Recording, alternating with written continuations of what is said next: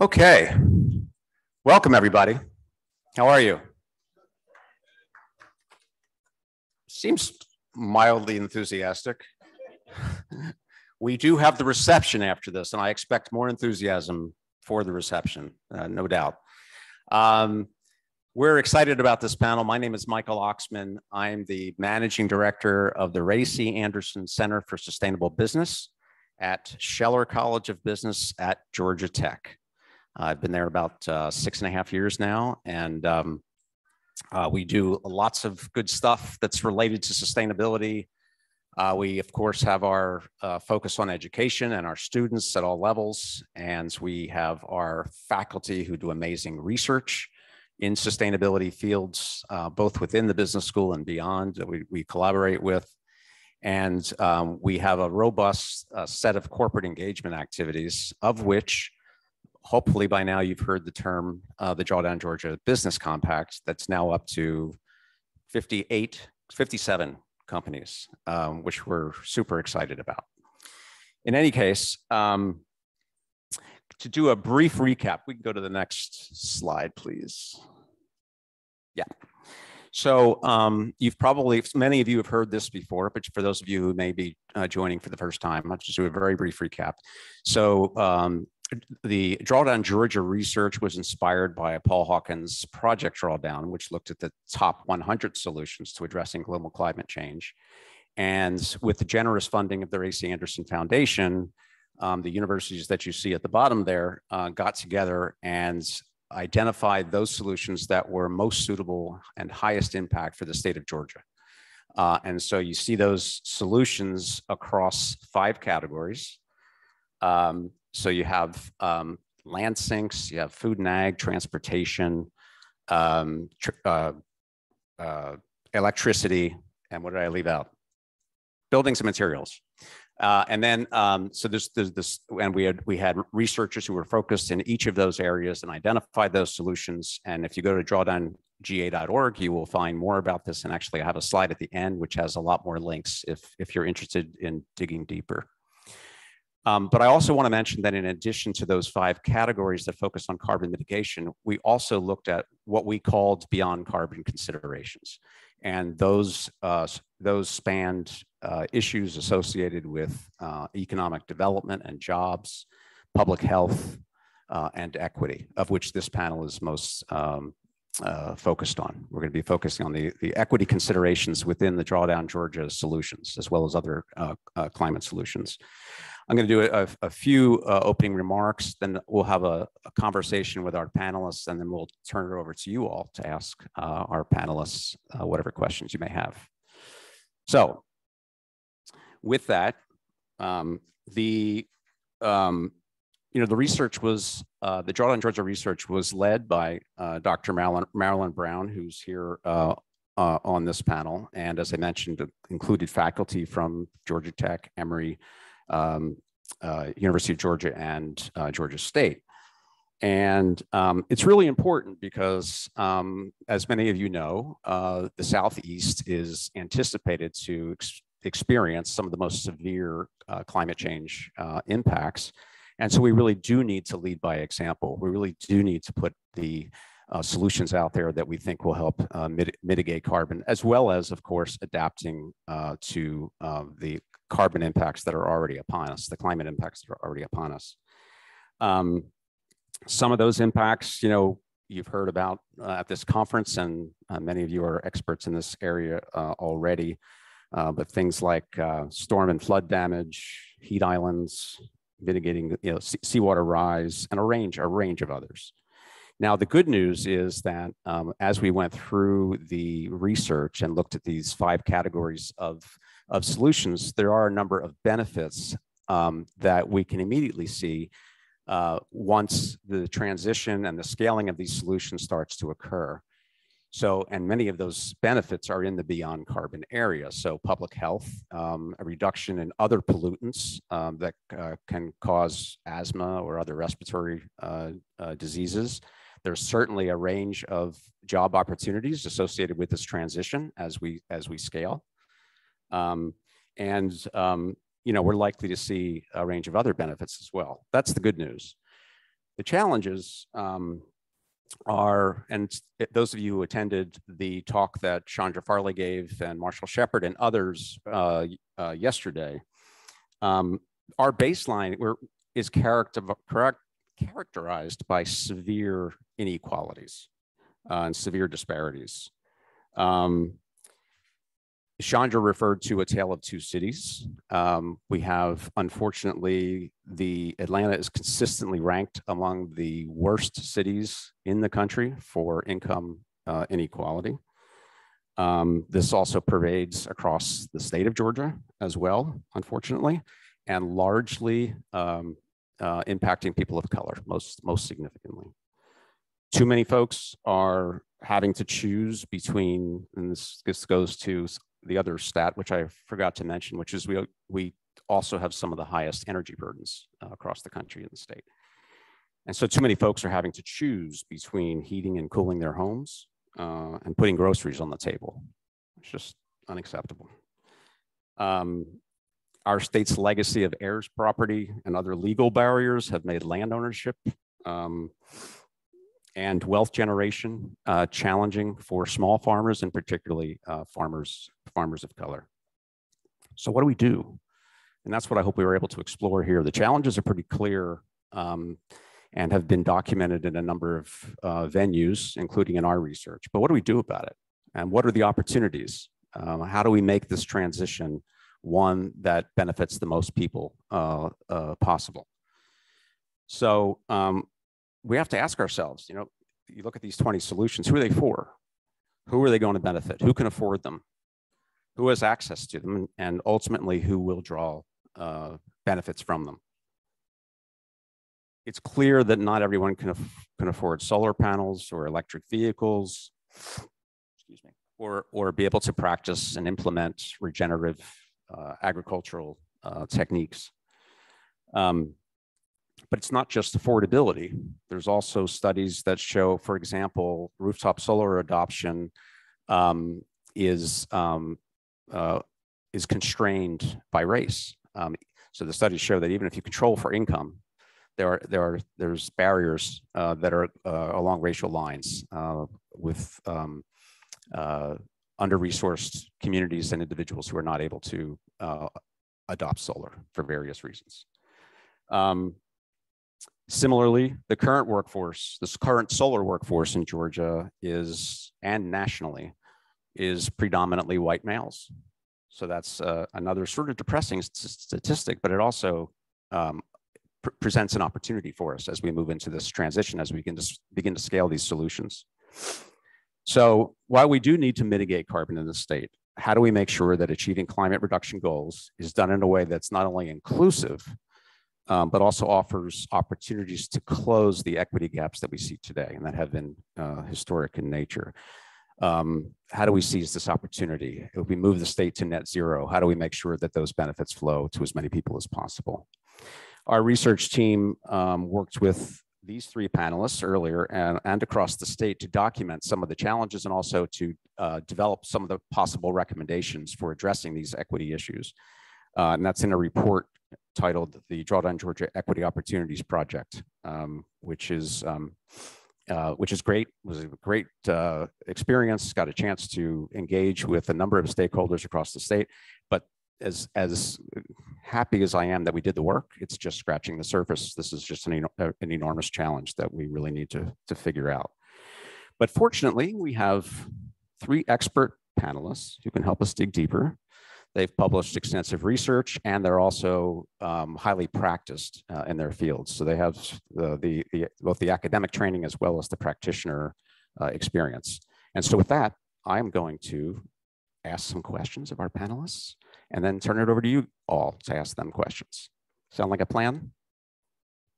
Okay. I almost said go Jackets. I know that wouldn't be a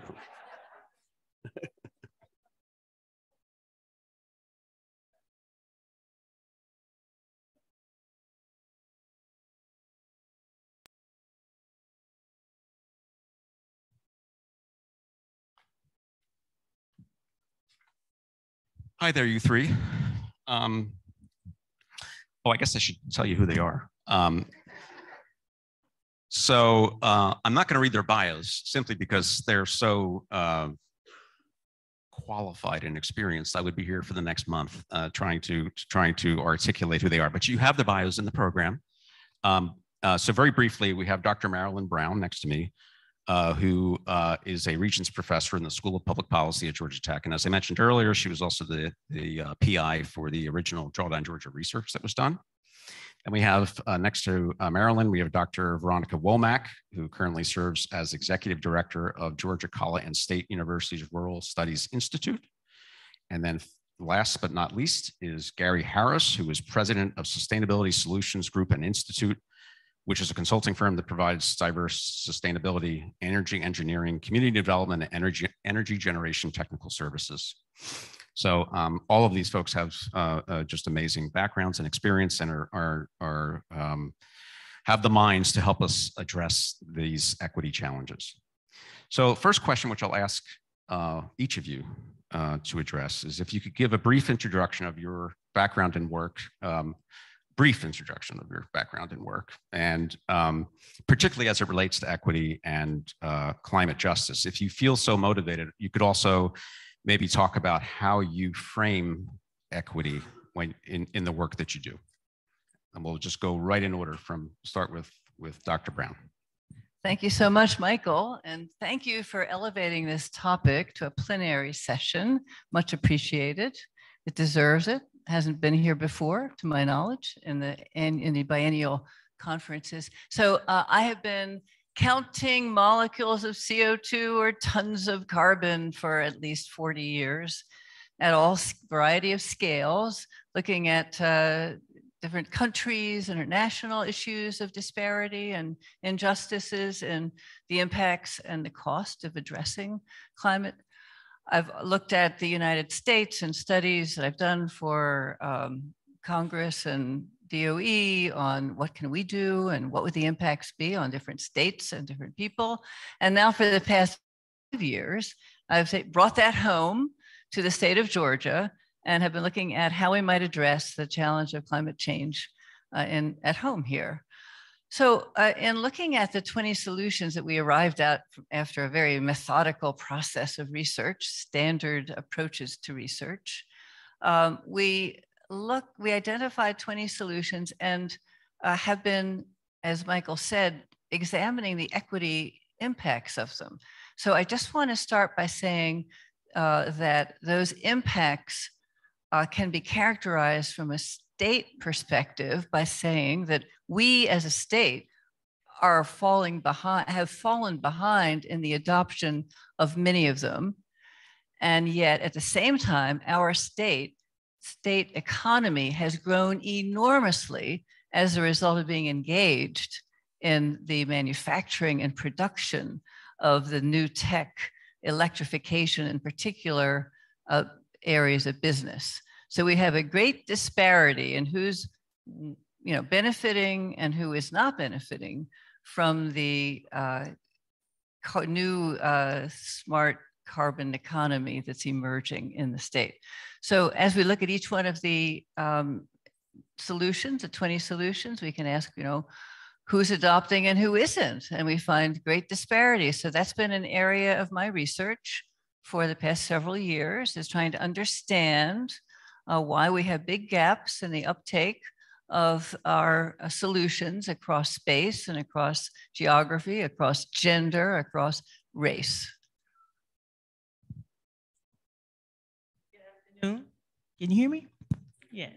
Well, first, thank you so much for coming and being here with us to talk about a very important issue.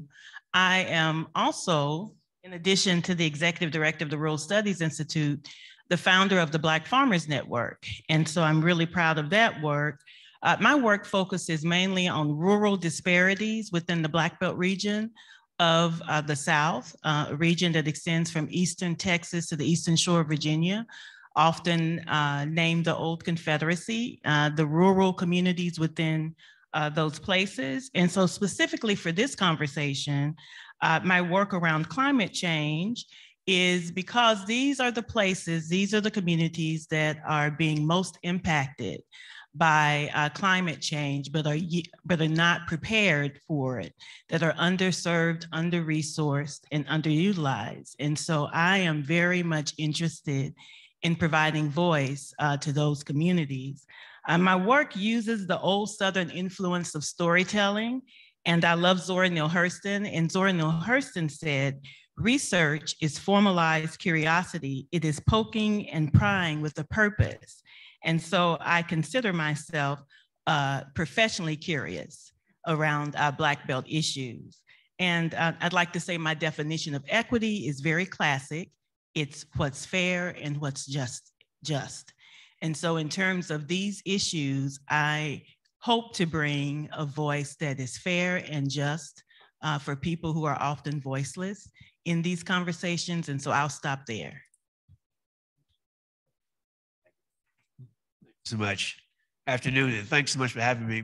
My name is Garry Harris. In addition to being the president and CEO of the Sustainability Solutions Group, I am the managing director for the Center for Sustainable Communities. We're about making communities greener, cleaner, healthier, safer, and more climate resilient. And we do that through an equity and environmental justice lens. And I've been in the energy and environmental field for a long time, multiple decades and such. So now I wear multiple hats. I consider myself to be an engineer, scientist, advocate, activist, educator, faith leader kind of guy.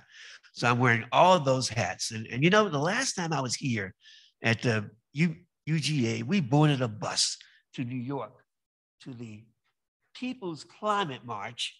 And I thought I would bring my T-shirt from the 2014 People's Climate March.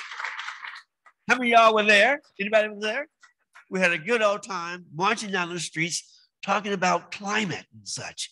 And you know, one of the things that we do uniquely is that when we apply a technique called just science, you know, we take engineering, technology, science, research, and mathematics and apply it to all those environmental challenges. And we come up with just solutions. Matter of fact, just step out here in the hallway and there's a poster up there where we're now using NASA data, NASA satellite data, and downloading that and mixing it up with EJ screen and such, and then handing it off to residents in underserved communities and such that they can mitigate environmental challenges. So that's just science. And I'm going to talk about a number of other things that we do as well. But in terms of equity in these solutions, you know, what comes to mind to me after my years of experience, you know, it's all about access. You know, it's ensuring that barriers which are identified are mitigated and removed. It's about leveling the playing field. You know, it's ensuring that we all have the ability to not only be a part of the process, but be engaged in the process as well. You know, it's all about eliminating disparities. And in our communities, man, there are lots of disparities. You know, in terms of health disparities already existing, economic disparities, housing disparities, let alone moving to these solutions and such. So, but then it also means that we need to look at the processes. You know, there's processes that's going on right now, which can help advance these solutions, like planning and zoning and economic development and such. But you know what? Folks are not involved in those. You know, so how do we get those, and how do we get people involved in those as well? You know, it's about stewardship. You know, it's about ensuring that we're using these resources, you know, in the right manner and distributing them, you know, so that everybody wins and everybody's part of these processes as well. It's about acknowledging, y'all, hey, you know, there are racial inequalities out there, you know, and those historical barriers exist because of redlining and other institutional practices. So we've got to somehow mitigate and transverse all of that as well, you know, in addition to getting these solutions in place as well. You know, it's it's all about breaking barriers. You know, we just finished a workforce development program called Breaking Barriers, where we recruited residents from the west side of Atlanta to get them into sustainability jobs, workforce jobs in the clean energy industry and such. And oh man, did we have to break some barriers? But you know, we did it, you know, because it takes perseverance, determination, maintaining your aim and such, and pulling those folks through, you know, and graduating them and then sending them off into great career pathways and such. So that's my definition of equity. I got about 6 more examples, but I'll stop there. I will add that we had a couple of pre-calls, you know, in advance of this session, and man, those conversations were amazing. I mean, we were joking that it would have been nice had we recorded them, and then we could have just sat here and let you watch the videos of us talking. Anyway, yeah. So this question's for Veronica and Garry. You know, Chandra referred to the A Tale of Two Cities. But we also have a tale of two states, in a sense. And when you think about the rural and urban divide in Georgia, as it relates to equity, and particularly as it relates to some of the solutions for climate change. So if you could, you know, unpack that for us a little bit, both in terms of what you see, and feel free to reference any specific solution, so it's not as just a general thought, and then any particular recommendations or examples that come to mind where some of those things have been addressed. Maybe we'll go in reverse order this time. Start with Garry.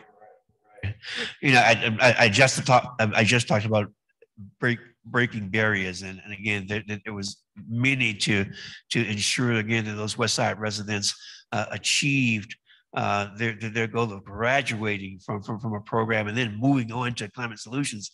But man, the neighborhoods that they have to go back to, you know, again, those barriers are there and they're entrenched and such. And then there's his historical weaknesses and institutions which keep those barriers in place and such. So now, you know, we have to worry about not the individual job opportunity or housing issue, but what's the cumulative impacts of all of that as well. And so one neighborhood I want to highlight, you know, for instance, there's existing housing disparities, existing economic disparities, but at the same time, guess what? They built an interstate highway on the north side. Okay, when back in the day, you know, when they were choosing good communities, they said, "Hey, you know, we'll separate the north side from the south side, and we'll build this interstate highway here," not thinking that, oops, the air pollution coming from all those trucks are going to affect that community. Well, that's on the north side, you know, and the existing disparities on the south side. A freight train, okay, a freight train every day coming down that track and such. Again, dividing that community. Even more than that, across the tracks, guess what's there? Warehousing, logistics, more trucks, more diesels and such as well. Guess what else is there? It's near port, you know? And what happens at ports? We have these big semi trucks coming down highways and such, and they're spewing out carbon taking their goods to the ports. And what happens at ports? Black carbon, you know, and other discharges from ships sitting there idling. So we have communities which face all of those barriers, you know, particularly in urban situations and such, you know, and how do we push back on that? How do we, you know, ensure that we can get these solutions through all of those barriers, you know, through all of those challenges and such, you know? So one way of doing that, you know, is gathering folks together in a community and creating what we call an eco district and such. This is where folks come together and focus on climate and equity and resilience. You know, and they come together in a collaborative, along with business and community leaders, you know, and residents, you know, and they put together a declaration of collaboration, and they drive out an action plan, okay, to push back on all those disparities and such, and allow the planning to come in for clean energy, allow energy efficiency upgrades, you know, allow housing justice and such, allow air pollution monitoring. Oh, by the way, we do have a research project going on in that community where we're putting air sensors in place and such. And we're also doing cumulative impact studies, et cetera. So again, that is what our communities are facing before we even get to this, okay? So we need to consider not only the individual impacts of things, but the cumulative impacts, and how we can handle that and push those and achieve equity. Those are some great insights. Thanks, Garry. Veronica, as you think about, the rural settings and what are some of the unique attributes of those settings that create specific challenges in terms of correcting those historic inequities in particular, and potentially leveraging this transition that we're all hoping for, right? To give people an opportunity to lift people up. Well, I often am surprised at the lack of understanding about a lot of our rural communities. The fact that many of us from rural communities are never a part of the conversations around climate issues. So part of this divide is the fact that many of our rural communities, even in Georgia, have yet to be connected to broadband. So when we roll out precision ag or any of these technologies, many of our rural farmers or rural communities are not able to participate because of the infrastructure is not there.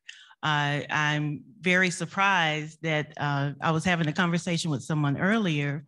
The county next to Baldwin County, where I currently live, received their first water sewage system ever last year. And it should be completed in 2025. So when we talk about rural issues and rural disparities, there's a lot of physical infrastructure that needs to be built there. There's also digital literacy divides. A lot of this information that you receive around climate issues are online. But what if you live in a community that you don't have the opportunity to really be able to upload information or download information? So I think when we think about rural communities and solutions, there's some basic things that we have to build up in many of our rural communities, particularly in Middle and South Georgia. The northern counties have benefited from the Appalachian Regional Commission in a lot of their development. There's also the lack of financial resources to participate in many of these programs and solutions. And it's not just that the information is not available. The information is not there or the funding is not there, but you have to have technical assistance in order to do that. You need a grant writer in many cases to participate in many of these federal and state programs. What if you have a rural community with a part-time mayor that is mayor and beautician, part-time city council, county commission, no grant writer? So there's some technical assistance there that I think higher education can assist, and many have assisted in that. But we also have the issue of trust in many of our rural communities that we have to take the time to build not only a physical infrastructure, but also an emotional one, and partnerships and nurturing those relationships within rural communities. In addition, in many of our rural communities, this whole conversation about climate is pretty skewed. You have to think about, I was sharing with Marilyn earlier, I often come to Atlanta and we have all of these networking opportunities around climate solutions that we don't necessarily have in rural communities. So who is providing the information about climate solutions in rural communities? Oftentimes it's your politicians and not necessarily your educators. And so I think part of the solution is to create additional narratives and stories around climate issues that are outside of the political discussion, that are economic discussion, that are social discussion, that are discussions that connect with people's real lives, meet people where they are, where their communities happen to be. And I think that we'll have a greater opportunity for some solutions that really fit those communities and really seek out. I do a lot of community-based participatory research, which means that I work with community members as partners in research. And that allows for buy-in. It allows me to tap the expertise of the community. And there's a lot of expertise in rural places. And so we need to take the time to search out that expertise. And I think we'll come up with some solutions that rural communities need. Yes. Yeah, one of the previous talks, Jairo Garcia, Jairo, are you here? I'm using your name in vain. Anyway, Jairo was talking about the approach, asset-based community development. Fortunately, we're moving away from, community needs assessments, which implies that there's a gap, there's a deficit. Rather, we should focus on what are the assets in the community, and that applies whether it's a rural setting or an urban setting. And I think that's super important. I think it also ties to the question I'm going to ask Marilyn, which is there's this great opportunity, a set of opportunities coming from federal and state funding through the Inflation Reduction Act and so forth. But as Veronica points out, that is fantastic. And who's in a position to avail themselves of that funding? Who has the capacity and bandwidth to apply for the funding, particularly in these smaller towns and communities? So Marilyn, turning to your work and your research, I'm curious, just based on what we've discussed so far, what are some of the highlights from your research that folks could, noodle over, and or given your expertise around policy as part of the solution set, any thoughts from your research there as well? That's a big question. How much time do we have? Maybe put policy aside for the minute and talk about research and describing the different ways that people discuss equity. We talk about distributional equity and reparative equity, procedural equity. I really have learned a lot about the application of procedural equity to the conduct of research. So you saw that 4 years ago, we were defining these 20 solutions, and the group of academics doing that came from Georgia Tech, UGA, Emory, and Georgia State. And then we came up with this finished product and declared that these were the answers. And then we wondered, well, maybe we ought to step back and ask, what do other types of academic professionals and community organizations? I'm looking at Michael because he then conducted or helped to conduct an analysis of the equity issues associated with each of the 20 solutions. So now we're really taking this to heart because we are in the process of inventing a solutions tracker. So we want to know where the solutions are, just as we have created an emissions tracker thanks to funding from the Ray C. Anderson Foundation and a very participatory process of doing that to ensure we do it correctly. So now we're looking at something a little less engineering, which is where are the solutions across the state of Georgia and why are they there and not everywhere? So we've done an RFP. We have solicited proposals from institutions other than the 4 who led the way at the beginning and are just about to announce our winning teams. I'm so excited. We're going to do this now in a very participatory way where the winning organizations are going to lead the way, but we're going to work with them. We're going to try to identify not just where are these solutions, but what are the infrastructure characteristics of the state of Georgia that make those solutions more or less feasible in different places. Or maybe that's just my idea. That might not be the really most important thing to look at in understanding a particular solution's differential availability over the state of Georgia. So clearly we need to look at what's happening in the rural areas, what's important there. Definitely fiber optic Wi-Fi connectivity for sure. And where can you plug in your EVs, but lots more. Where can you get the funding? Where are the programs available to help you to get a loan to be able to buy one of those EVs? Who's offering good advice and who's got the business partnerships. So very pleased that we're embracing this notion of inclusive or I should call it, the way the sociologists call it is the co-creation of knowledge. Is David Owaniak in the room? I know he's going to be giving a talk. He is a expert on technological transformations and talks about how you need to co-create knowledge, make it a collaboration, and that's what we're moving to. So that's what I've learned. I hope that it will provide a better product for all of us, in the next phase of work on Drawdown, Georgia. Yeah, and David is a researcher a faculty member at Georgia State, and as Marilyn said, he'll be giving a talk tomorrow. So I knew this was going to happen.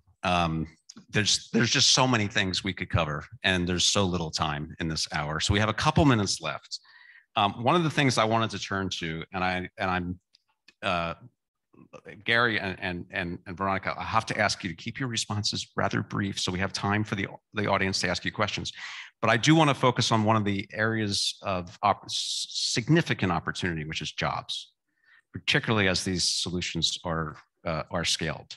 And Veronica, we were talking over lunch about both some of the barriers as well as what needs to be done in that space. And Garry, thinking about some of the work you've done around, for example, retrofitting and so forth, and that set of opportunities.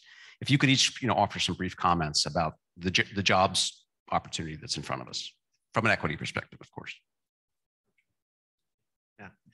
Yeah, jobs. Let me tell you, and career pathways associated with those jobs as well. We are enjoying we're working in this clean energy space because of that. Because we can transform lives. We're in a catalytic moment where we can take folks who are at the lower economic part of the ladder there, and put them into a transformative training program, and then hook them up with an employer partner, and then send them on their way to get an outstanding job. Example: offshore wind. Offshore wind, not here in Georgia, but it's an opportunity. Offshore wind has 860 job categories, not jobs. Job categories, okay? And they're building offshore wind all up and down, the East Coast and such. So how do we get our folks involved in opportunities like that, whether it be retrofitting or whether it be solar or offshore wind and such? So we scratched our heads and say, okay, we've really got to penetrate into those neighborhoods. We really got to get folks fired up about this. How can we do this? We said to ourselves, just science. Okay. So we went out and asked ourselves, okay, how can we do this? So we actually invented an app where we can go into communities, and talk with folks one-on-one, meeting folks where they are, and educating them about solar and rooftops and offshore wind and community scale solar as well and such. And then we take them through an algorithm in this app and such, and the algorithm spits out job opportunities, and not only job opportunities, but where to go to get trained, et cetera, et cetera. So it's a wonderful opportunity to get folks engaged. We just finished breaking barriers and such. We're bringing folks in from the west side of Atlanta and putting them through a very, very rigorous training program where we train them on some core curriculum, and then we got them in the field to do work, et cetera. It's something called deconstruction, and that's it. And we use that pathway, we can save energy, we can minimize waste, we can minimize impacts on landfills and create jobs as well. So I am so excited about this. I'll pass it on to you. Yeah. So that's enough. No. They were all solutions, and that's what we're here to talk about. I think there's tremendous opportunity in rural communities, and I see this move towards clean tech as our best economic development opportunity ever. I think that we can create opportunities K through 12 to prepare a workforce for the jobs that are available. And then those jobs can be utilized right there in the community if it's intentionally planned.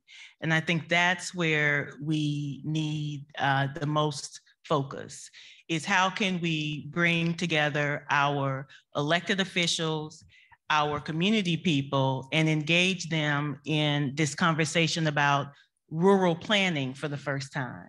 And I think this is a wonderful opportunity to do it, because you're talking the language of economic development, as well as jobs, as well as building community for 21st century. And so I'll just stop there, but I think that don't count rural communities out.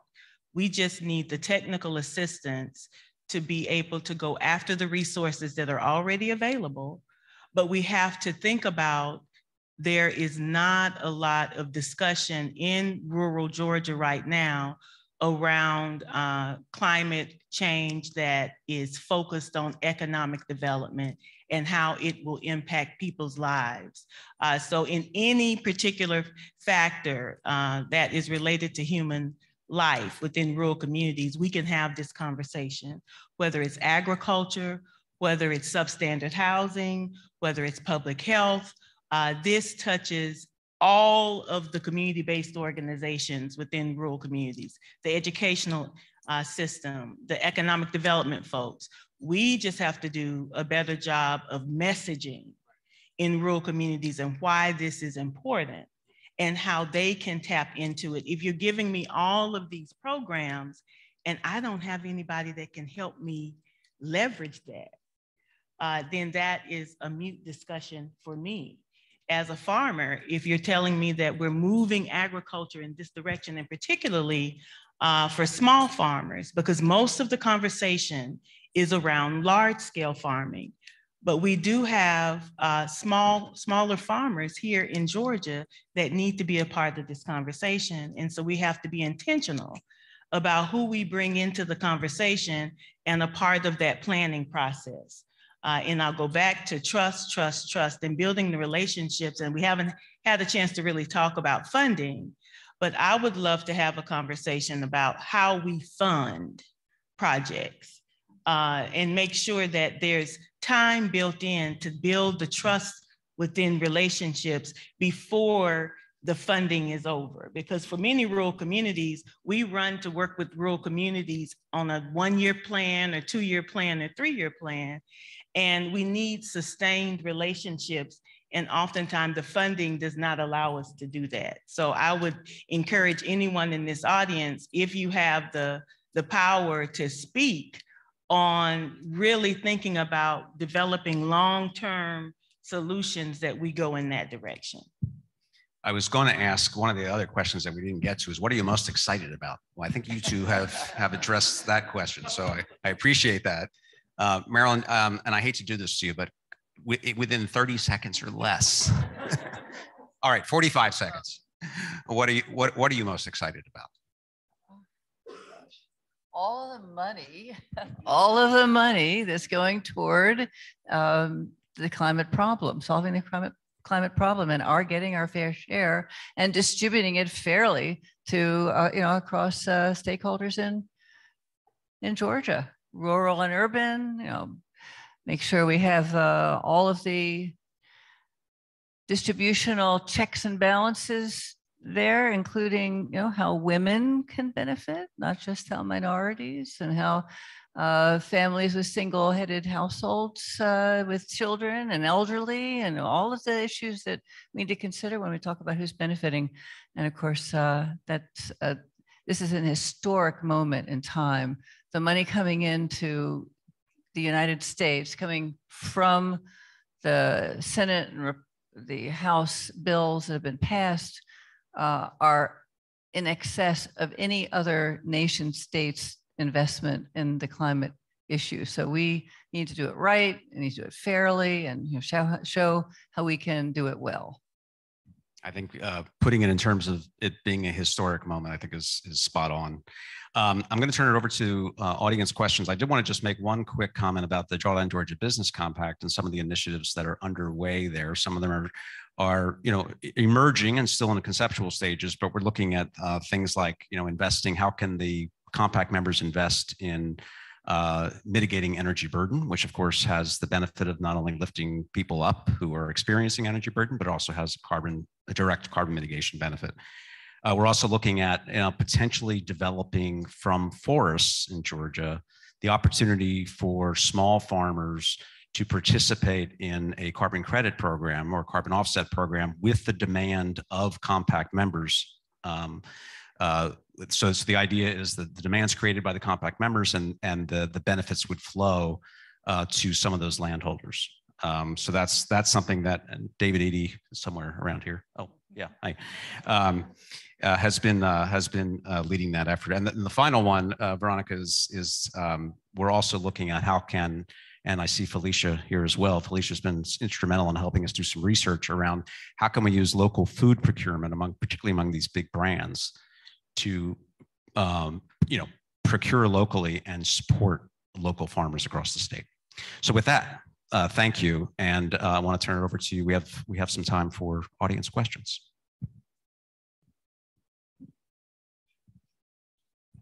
Oh, thanks, David.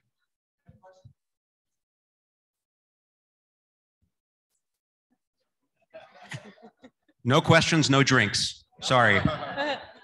Hi, I'm Kaya. Oh, hey, I'm Kaya. My question is around research and workforce development. So I want to know if you guys are looking at collecting socioeconomic metrics through the various seniority levels of people that are entering into the green economy through the workforce development programs, and or if you have thought about collecting those things from businesses and other organizations that you are already working with. Because I know like the Department of Energy releases like a report around like workforce development, but like the individual demographics of like how many of them are women or Black or, have a certain level of income are not things that are looked at. So just for Georgia to become a leader in some data collection, that's my question.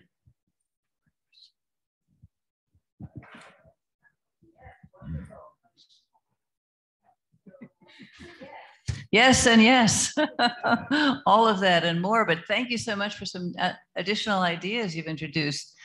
There is so much that we want to pull together to try to understand the potential impacts of these solutions across Georgia, and certainly workforce characteristics are really important. The Department of Energy and all of the federal agencies have interesting data that we want to capture. We want to put it through various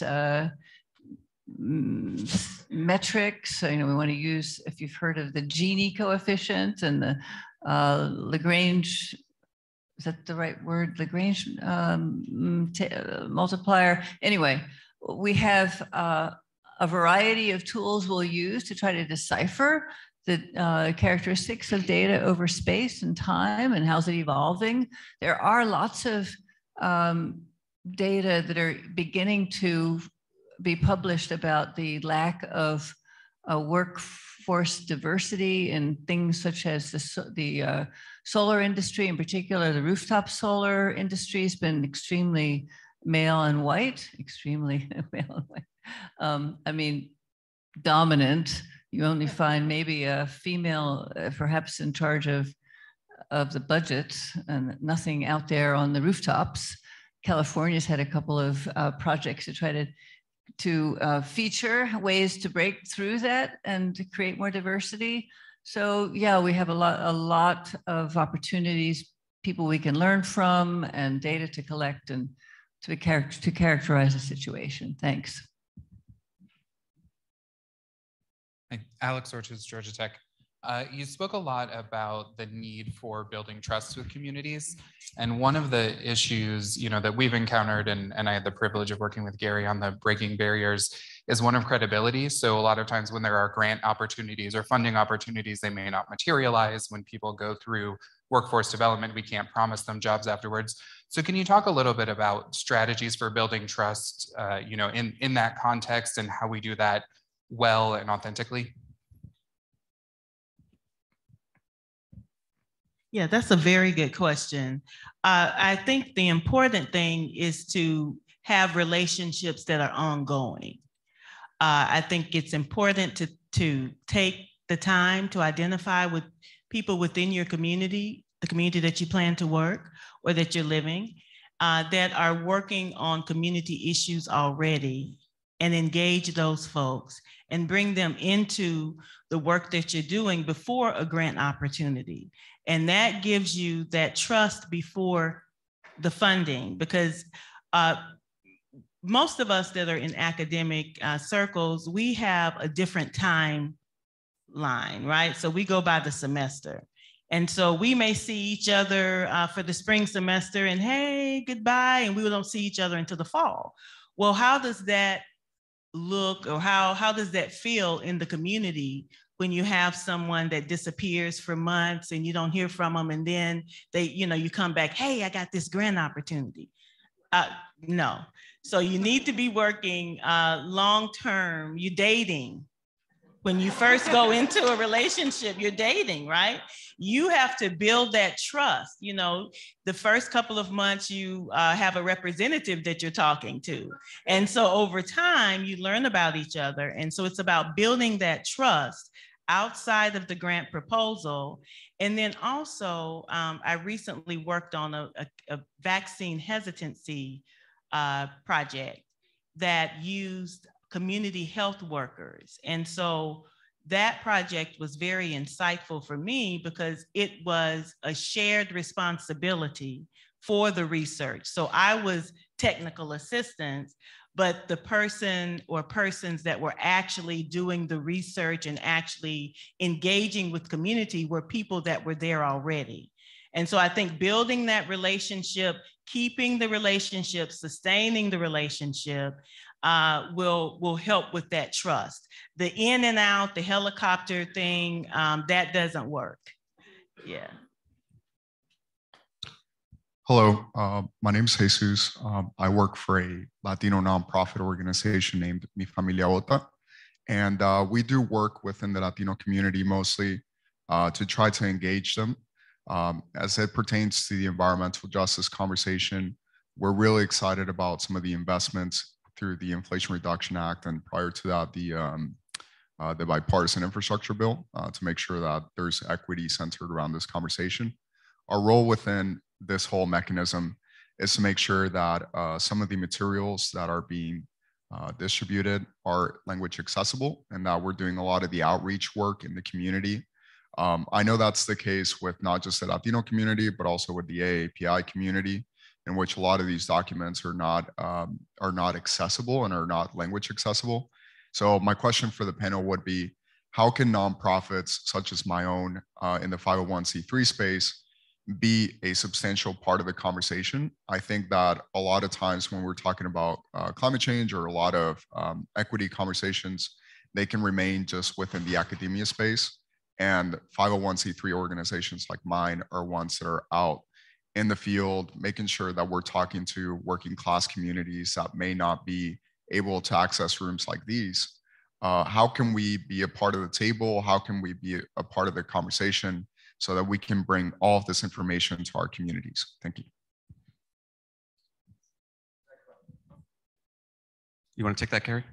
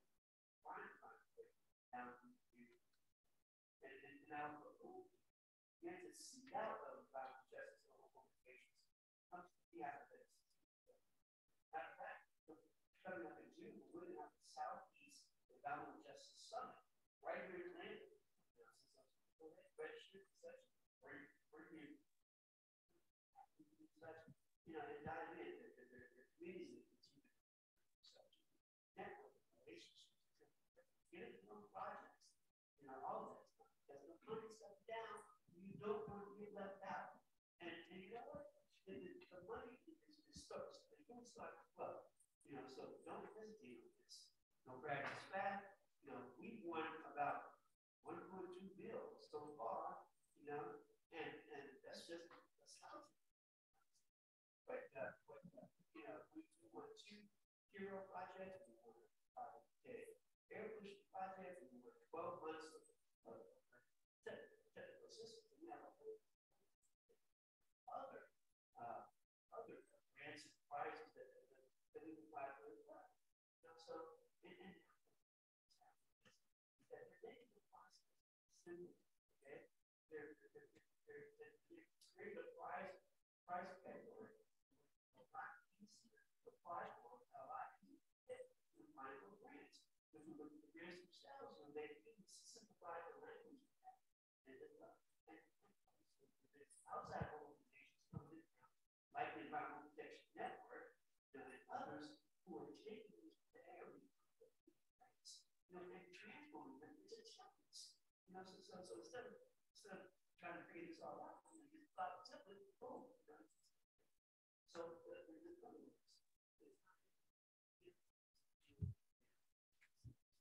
partners, networks,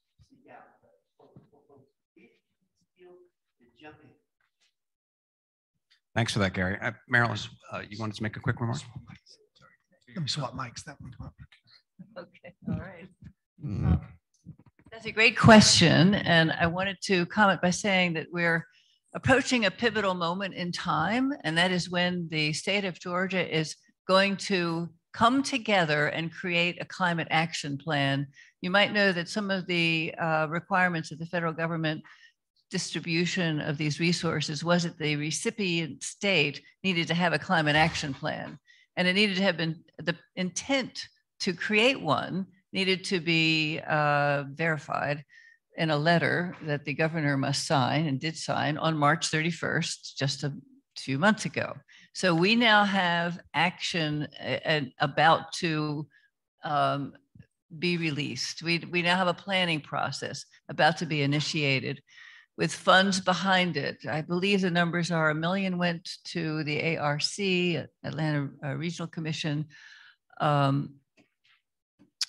for the city, 11 counties of Atlanta, and for the state Department of Environmental Protection Air Office to do the rest of the state's planning under the authority of the government. So the governor. So how is this going to be conducted? Whose voices are going to be heard?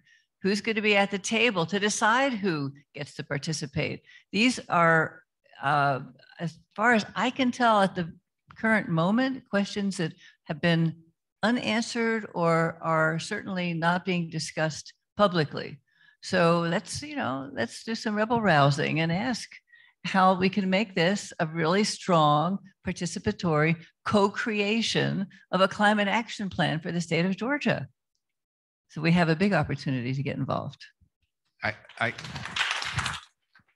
It's hard for me to believe we're actually at time, and you already answered this question. So Garry and Veronica, you have one word, and I want you to do this because I want this to carry over into the reception. You get one word on something we didn't talk about that you wish we had talked about.